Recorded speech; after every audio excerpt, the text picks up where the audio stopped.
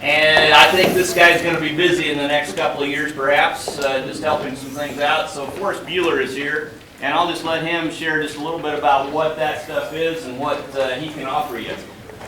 Thank you, Rich. I appreciate the opportunity to visit with you. My name is Forrest Bueller. I'm a staff attorney for the Kansas Agricultural Mediation Services, and we have been around for about 27 years now. I see a few gray hairs here, and I know I've seen some of you over the years. So we're here to help not only producers, but you as well. Our program has been in existence basically to help farmers and you work through difficult financial situations.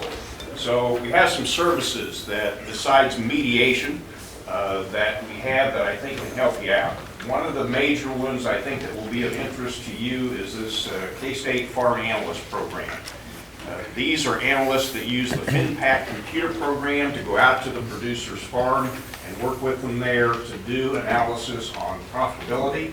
And also what we use it for quite a bit is looking at different options. The computer program has the ability to look at different options and see how that's going to affect your bottom line. Is some liquidation of machinery or land going to help out? Are you going to need additional land? What's going to help you out? And the computer program can help you do that. And so the Farm Analyst Program, which is greatly funded, substantially funded through our mediation program, can help you and the producer do that. The Farm Analyst Program is a neutral source. They are an educational source that is not hired by the producer or you.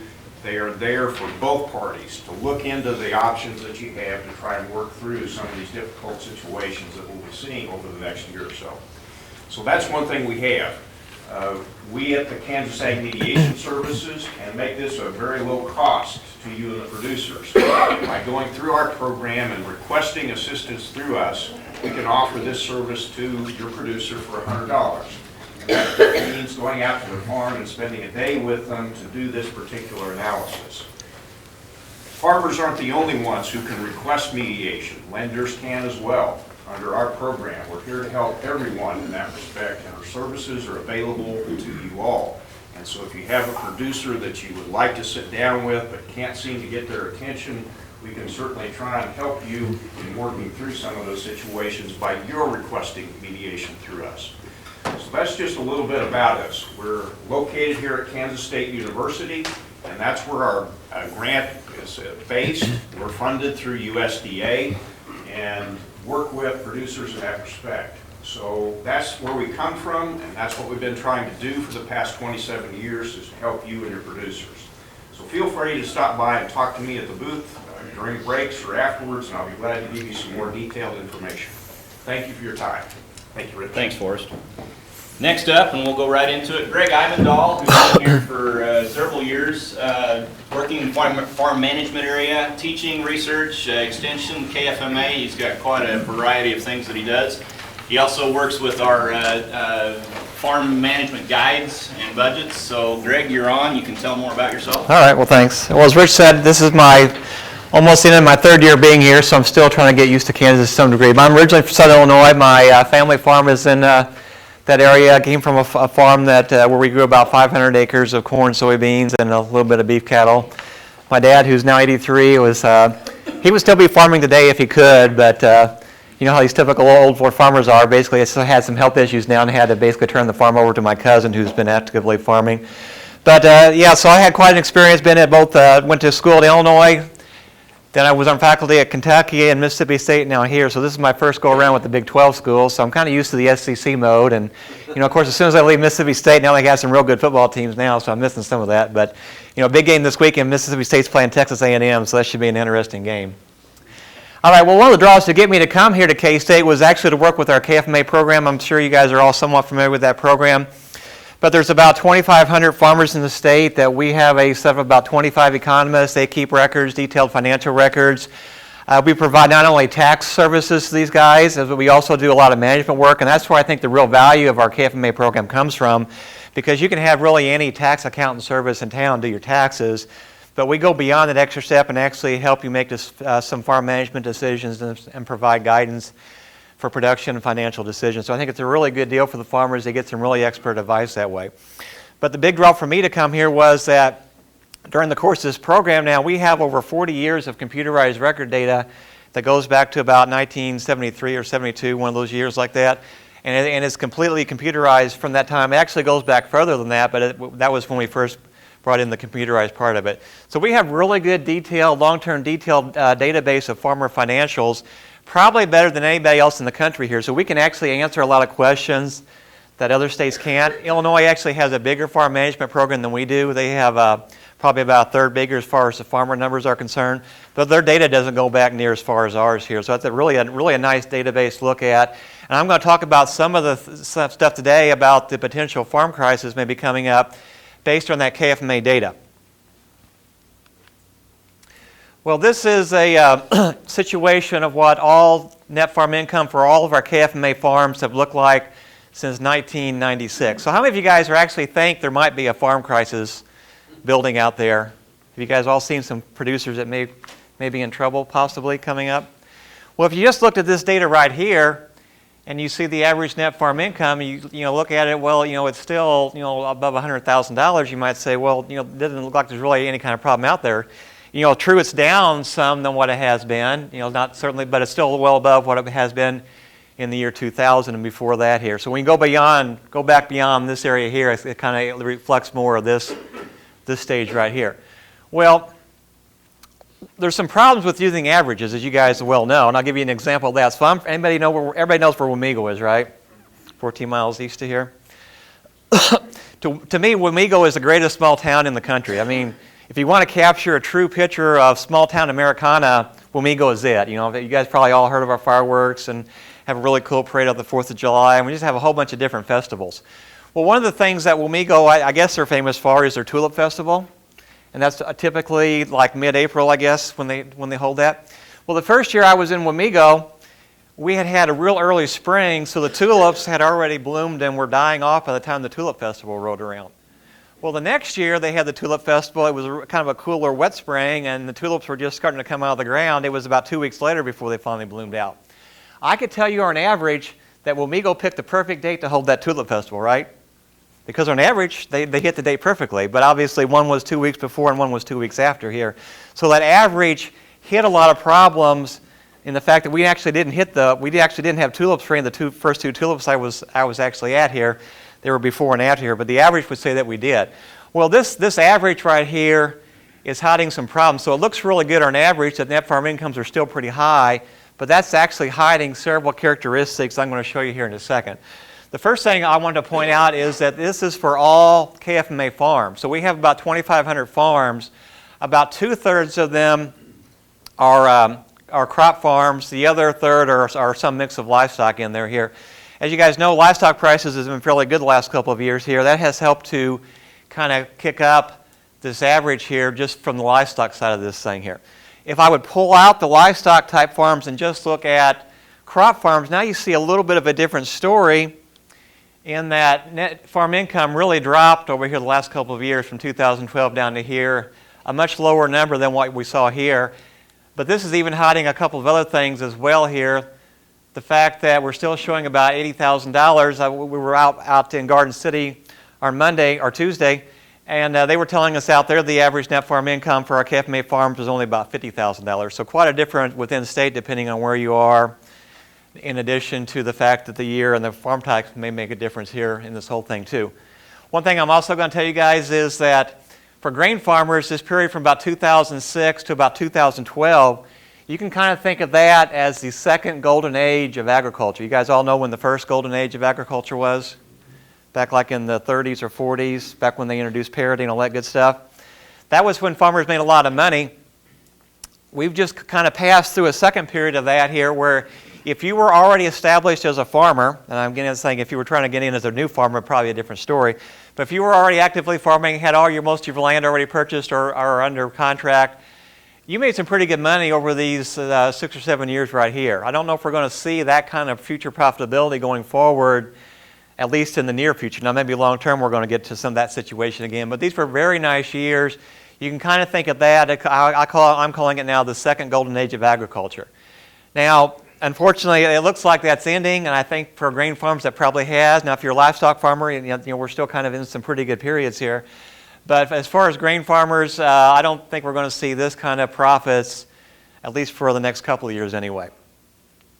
Well, in addition to the area hiding some problems, the farm types hiding some issues, the other thing you're going to see here is that depending upon where you fit at in this profitability ranking, some farm groups had different profitabilities than other ones. So what I did here in this particular graph was for every year on this, I basically ranked the net farm income for all of our KFMA farms, and then I took deciles across that entire ranking here. So this number 1 group right here, this represents in each given year the top 10% of farms as far as net farm income is concerned.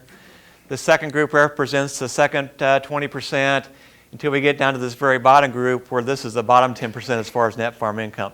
Now this, because I'm ranking these in order each year, the farms that make up this bottom 10% and the top 10%, that will change around to some degree, although there will be some overlap obviously. But there is some differences among the farm groups here. So I want to point out a couple of things here. First, notice, even in the really good years, our typical farm, they weren't making all the amount of money you see up here. They were making basically from $0 to $100,000. If I look at this as a histogram, by far and away, the biggest chunk of our farmers, actually, that's the profit they make, is from $0 to $100,000. And I can go back 30 or 40 years, and that's pretty much the case here, is the number 1 group of farmers that make that's what they make as far as net farm income, is from $0 to $100,000. The second thing I want to point out is what's really bringing up that average when we go back and look at this average right here, which looks pretty high here in these years right here. The reason that is so high is that this top 10%, they're really bringing everybody else up, right? You can kind of think as this top 10%, these guys are hitting home runs every year, right? They're like the Mike Trout of baseball. No one got my Albert Pujols reference yesterday, by the way. So you guys all know who Mike Trout is, right? Yes? I know Brian does, Brian Brigman. So he's the best baseball player in the U.S. at the moment here. He hits home runs and hits for average and does all that stuff. That's what this top 10% was. They were really knocking the ball out of the ballpark, this 10%.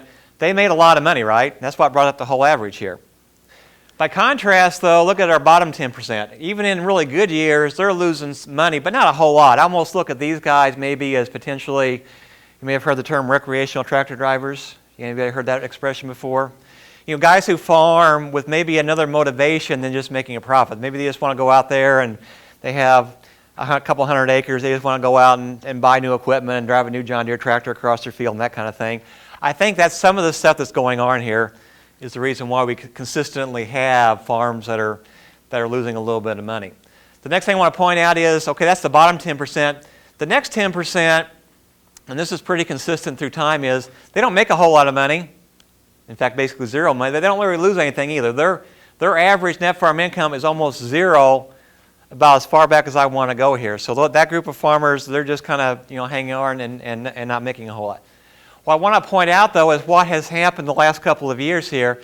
Notice what a big drop-off we've seen on this bottom tier here. They were losing about maybe $50,000. That has now dropped to over $150,000. And even that next to last bottom group, they've lost money last year too. It's probably going to be more obvious if I show you these two deciles isolated, what that looks like, in that we see this bottom tier, that their net farm income really dropped down. And so this is the average right here. So just think about what this means. So we got 10% of our KFMA farms. These are grain farms. We have about 1,000 grain farms. So we have over 100 farms probably in our KFMA system last year that lost over $150,000. Now, I would call that a pretty serious problem, wouldn't you guys? I don't think too many farms, even if they have a good equity position, are going to be able to weather too many years like this. Now, the other thing I should point out in our KFMA data is that when you look at net farm income in our KFMA numbers, is that the net farm income is actually an accrual number, which is the way the Farm Financial Standards Committee would like us to do farm accounting.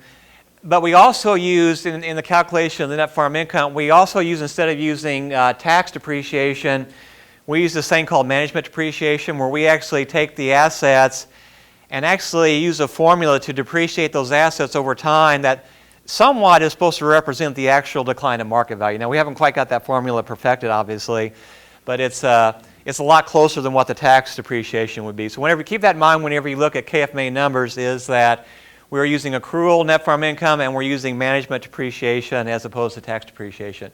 But even with that, I mean, losing $160,000 is a pretty significant event. This second bottom tier, the 90th percentile or decile, you know, they lost quite a bit of money here too. So last year certainly wasn't a good year to be a grain farmer. Some other things I want to point out, well, as you might imagine, if you're going to be losing a lot of money and you still want to maintain your family living, which I haven't really seen in our KFMA data that farmers have made too much of an adjustment yet in their family living, something's got to give, right? That money's got to come from somewhere. So either you're going to start giving up your equity position through maybe living off depreciation, or you're going to start, you know, taking on more debt, not getting it paid back as quickly here. So that's one of the things I was looking at too, is what has happened to the other components of our balance sheet. Well, this is looking at the equity positions for that same set of farms to see how this has changed. And you can see it really hasn't really affected the equity a whole lot. Maybe a little bit of a decrease, but certainly our top producers, their equity is looking real good. In fact, they even built it up some more last year. So I want to kind of, again, focus on the bottom two groups. And this is a little bit of an anomaly. And I had to talk to Kevin Herbal yesterday about this to make sure that his explanation was agreeing with what I was seeing too. But this is our 10th, our bottom decile right here. It looks like they actually added equity to their business here. But that's kind of an anomaly of the data rather than the fact that they actually really lost any or build up their equity at all. And this is the 90th decile right here. Well, what has really happened is I told you guys that we reevaluate the farms, rank the orders every year, and look at a different 10% as the farmers move up and down as far as profitability here. So what's really happening here is there's a little bit of livestock even on some of our all grain farms. They're not totally 100% grain. They're allowed to have a little bit of livestock and still be classified as a grain farmer. But the fact that we had a different set of farms right here, their equity was higher than the group that came out here, so that's why this looks like it's going up. I can kind of demonstrate that in a little better situation when I look at the change of equity. Now this is actually, in any given year now, I got the same set of farms when I look at the change from year to year. So this actually gives a better picture of what happened within a year. Now this is a change in equity, so anything, even though this is going down, the fact that that's a positive number still says that these farms added equity to their business. Now they added at a lower rate here than they did here, but they still added to their equity.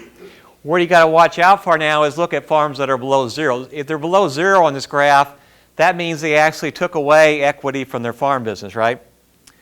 And that shows up, now let me look at the bottom two groups. Well, I don't have that one in separate one here. But I think you can see it here. This is our bottom 10% of farms here. Look at how much they drew down their equity over the course of 2 years. They drew it down by, you know, about $200,000 here over the course of 2 years here. So I don't know how long farmers are going to be able to keep on going and draw down their equity $10,000 per year. I mean $100,000 per year. That's a pretty good drop off in their equity positions just in a 1 year time frame.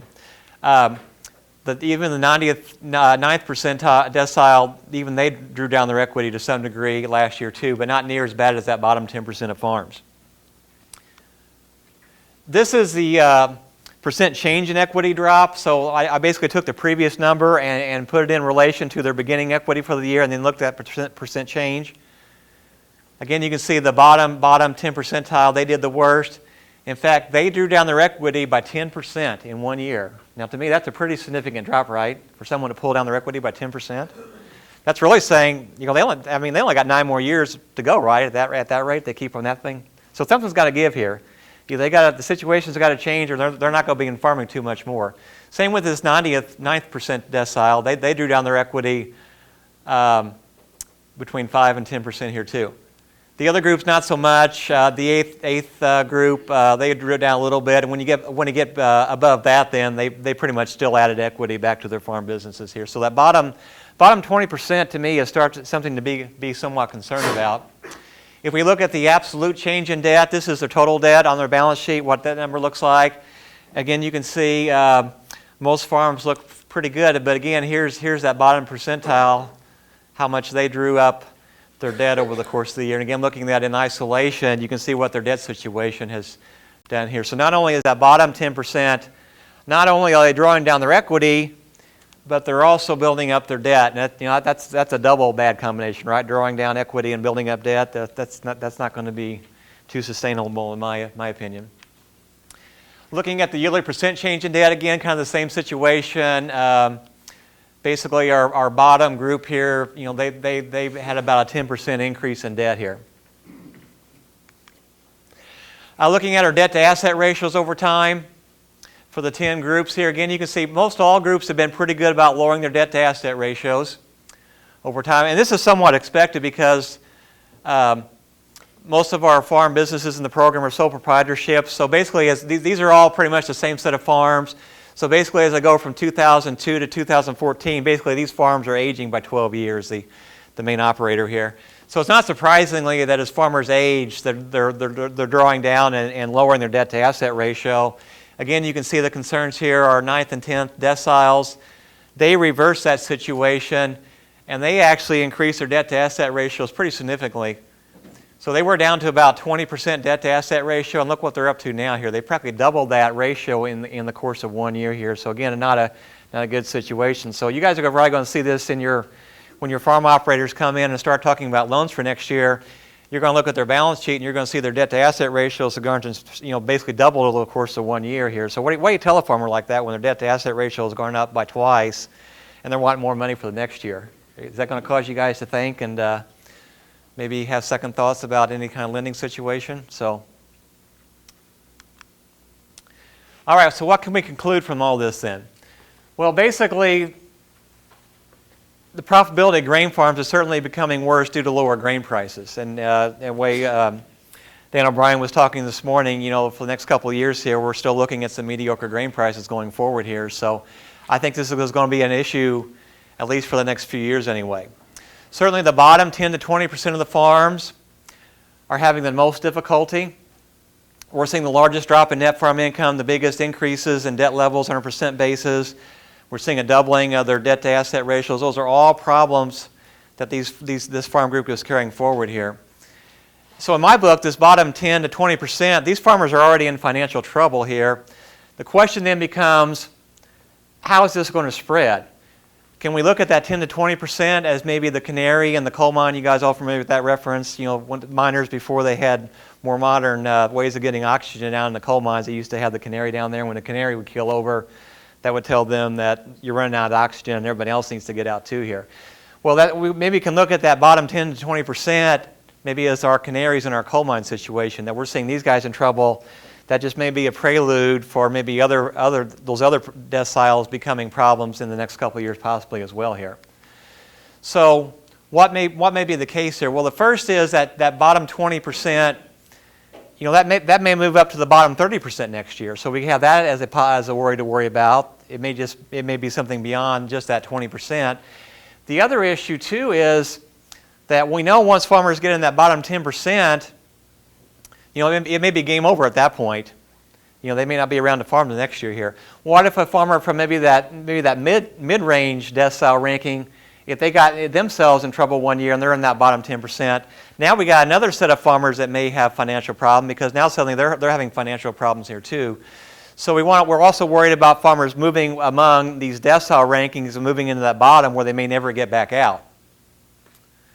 Well, what I want to show you here next is a little something that they use in especially the healthcare literature called Markov chain analysis, where they're looking at, someone has cancer and looking at the probability that they'll recover, or if they are in the remission, maybe what's the probability that they'll end up having cancer again. You can look at those kind of things with this process called Markov chain analysis, and this is kind of what it looks like graphically. We're looking at if a farmer's in that top 20%, how likely are they to move to one of these other decile or quartile rankings here? So they can either move to the second one, the third ranking, the fourth ranking, or maybe to the very bottom here. All those options are potentially feasible. What we measure that is with this transition matrix probability, where this is the quartile where the farm was currently started in, and here's our very bottom set of farmers in that bottom 20% of farms. What's the likelihood they'll move to a different ranking the next year here? So you can see, if you're already in the bottom here, there's a 42% chance that you're still going to be in that bottom 20% next year, right? So about almost half.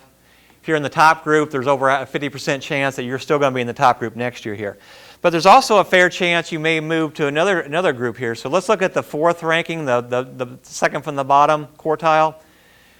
There's a 32% chance they'll stay within that same ranking next year. But there's a 25 or 26% chance that groups that are ranked number 4 this year, that they will end up in that bottom ranking where they may never get back out again here. So that's another group of farmers we want to worry about. These groups probably aren't quite in trouble yet, but they suddenly move down here to that bottom ranking, then now they're going to be a trouble farm going forward here. So that's something we want to keep in mind as well. Well, we have some tools to potentially look at some of these situations and how you might look at what the profit potential might be for farms going forward. Now, the KFMA numbers are good because they kind of tell us what has happened last year and the years before that. And we can use that to project to some degree, but really KFMA data, as we use it by itself, is good for telling us what has happened in the past. A budget tool, though, is a really good tool for trying to predict what we're going to look like going forward. So how many of you guys actually use our K-State budgets, crop budgets, and livestock budgets? Some of you guys? Do you guys use the printed version or the spreadsheet tool? Printed, okay. Well, in case you were wondering, there is a spreadsheet tool out there. I think it's in the same place under Ag Manager with the printed budgets. You can download too, and that gives you some ability to plug in different prices and such. Although I used it last year to set up the budgets, and it's a little more complicated than what I would like it to be. So going forward, I think we're going to use this thing called a budget generator. I kind of developed this when I was at Mississippi State. But it's a way for you to take our current set of budgets, or you can actually develop budgets with your own farmer, and you can adjust prices and such easier. It's just a much easier tool to analyze what's happening going forward than trying to take those paper budgets and make changes to different things here. This is going to be a fairly simple tool to use, I hope. We'll have some budgets already pre-developed that are based on kind of what recommendations for our agronomists and our county agents already in place. And you can pick one of those as a starting point. But then you can go through and you can make changes here too. So this is showing you an example of a corn budget with basically what kind of yield we're expecting. There's a place here we can go through and change the operations. Basically, every time you go across the field with something, that should show up as a field operation over here. And you can see for this first operation, we're going through and running a disc. Well, basically, the only thing you have to do to use this tool is you have to say you ran a disc across the field, and you have to tell how much fertilizer you applied or how much chemicals you applied. And there's a back end to this budget generator that will go back and actually draw back from the prices for these things. So we have a separate back end that has fertilizer prices. It has the custom operations in it. That will allow you to develop a budget for a particular farm and crop without having to know anything about the prices. And again, you can add, we have an ability to add irrigation budgets fairly simply. They're kind of almost like a standalone budget, and you add that to a regular budget and you get an irrigated budget. But you end up with a report like this, which should look very familiar to our current set of budgets. In fact, there's not much difference in this really. Maybe a little more detail than what you've seen before here, but it's a pretty quick tool to develop crop budgets for farmers. If you really want to get into the back end, you can actually go through and start changing some of the input prices in this. So this is for the grain prices. We also have stuff for the operations. Again, we're going to base this on our custom rates, but you can change that as needed. And we also have things for the different inputs. So basically, I'm surveying our co-ops across the state right now to get prices for fertilizer, chemicals, herbicides, all that good stuff. I'm going to put that in to pre-populate this, but you can change those too if you want to. I don't expect too many people will. But anyway, that's why I look at it as a tool for going forward, is using our crop budget tool. I will have that tool probably available, I'm hoping, by about around Thanksgiving time or so. I'm going to push more of the online version as opposed to the printed version. It's just a little easier for me to distribute that way. The nice thing about this online version is I can actually have not only a PC standalone version, but I can have an iPad version too here. So it doesn't require any special software except for a free download from the App Store. And then you just download the files and put those in. But I actually set up the screens to run. This actually fits right on an iPad screen here. So the iPad makes a wonderful tool to use this. Most of these menus are drop-down menus. You just really touch the screen and go that way. This theoretically will run on an iPhone. I have done it on the iPhone. The only problem is, even on the iPhone S Plus, the screen's still pretty small, right? So unless you got really good eyesight, I wouldn't necessarily recommend recommend the iPhone away as a developed budget, but the iPad works great if you want to go out in the field or try it that way. So, just some resources, as Forrest mentioned. If you guys have farmers you think are in trouble, I mean, feel free to refer them back to us here. Forrest and Dwayne will do their best to, get a FinPAC analysis for these guys. I think that's what's going to come down to for a lot of these farmers is probably individual analysis. I can kind of point out things in a big picture here, but to actually help a farmer get through, this stressful time, it's probably going to require some individualized instruction, and that's where Dwayne's group is going to come in. Forrest, you said Dwayne's going to be pretty busy this fall and winter, probably, so we'll do our best to get these guys worked in here.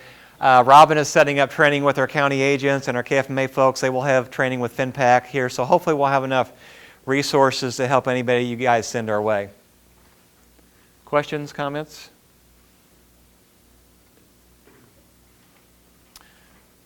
All right, well, thanks a lot.